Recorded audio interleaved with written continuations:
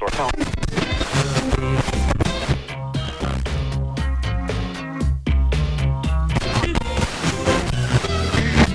Radio Tricolor 105.9. La diferencia.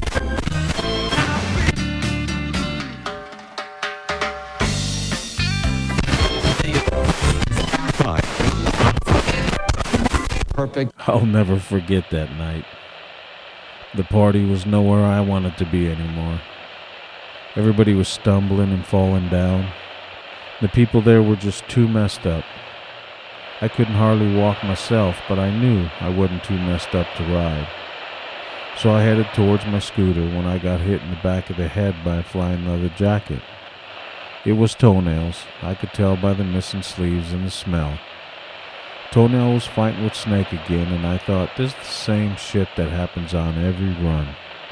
So I yelled to Toenail, "Hey, here's your jacket. Call me tomorrow." I headed once again for my bike when Mary fell into me. She reeked of stale beer and sex. She asked me if I'd go with her to Tony's house so she could kick his ass. But she couldn't find her own ass if her life depended on it. I told her I'd take her there anyway. We both staggered over to my bike and I had to sit down and rest from all the alcohol. Mary pulled out a bottle of Jack and took a pull and couldn't hold on to it and spit it all over my seat. I grabbed the bottle and downed the rest. I figured why not? Mary couldn't handle anymore, and I didn't want to waste good alcohol. Then I dropped the bottle and had to sit down again. I sat down on my bike, put my head down on my handlebars, and closed my eyes. And then Mary said, "Let's blow this joint." So I kicked over my bike 4 times and I felt like resting again. Then on the 5th kick it fired up and we were off. One eye closed to properly navigate. I almost lost it in the dirt by the pit. I rode over about 20 pounds of pork. Mary grabbed my jacket so she wouldn't fall off. She wrapped her arms around me and we hauled ass down the dirt road to the interstate. When we got to the interstate, it felt like we'd been riding for hours when only minutes had passed. I pulled it out to about 75 miles an hour to save time. We had 45 minutes on the freeway, and I just wanted to drop Mary off and get home. About 5 minutes passed and a truckload of kids pulled up alongside me. They kept inching closer into my lane and I'd slow down and then they'd slow down. I knew right then we had a problem on our hands. So I hit my brakes and skidded to almost a complete stop. They slammed on their brakes and by that time I was around them doing 80 miles an hour. I didn't let up until we were doing 120. We did 120 for damn near the whole way. And I dropped it down to 55 for about the last 15 miles so I wouldn't draw a cop. Cops are heavy when you're getting into town there. About 5 minutes passed and my buddies in the truck came up alongside me again. This time they were pissed off. One of them low-life bikers outdid them. So I turned off the freeway on the next exit because I needed a shortcut. I hauled ass down that side street like I did so many times before. When I got to the intersection of 4th and Vale, I didn't expect the produce truck to be backing out of the alley. When I hit that truck, all I could think of was Mary on the back. I didn't have time to warn her. I heard so many times about the stories of how your life flashes by. Mine didn't even have time to spark. I remember coming to a dead stop at 50 miles an hour. I hit the side of that truck so hard, Mary split her head open when her head hit mine. I could see Mary or what was left of her on the street. I tried to get up. I couldn't move. I kept thinking all the time, I can't feel any pain.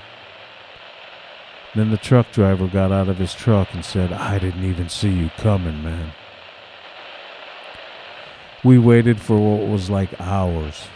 Finally, people started to gather. and I tried to ask someone how bad my bike was, but no one could hear me. I couldn't talk either, and I tried to scream, but no one could hear me. All I kept thinking was, why did I drink so much? I couldn't feel any pain, and then my vision got red and cloudy. Then a man with a blank look on his face reached down and closed my eyes. I kept screaming, I'm not dead. I'm not dead. I'm not dead. I could hear everything everyone was saying. I kept trying to yell at them. I kept trying to wave my arms and say, hey, you stupid assholes, I'm not dead.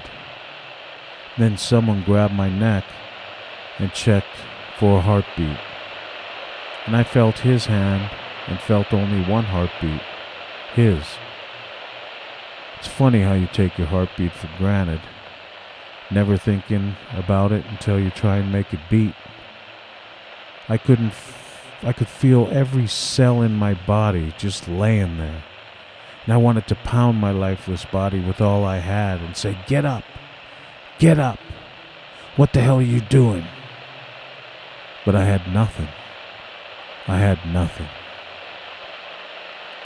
I could feel someone picking me up, and I felt a woman's arms around me. I could feel her hands rubbing my head and pushing my hair back. Then I heard Mary's voice. Let's go. Wake up.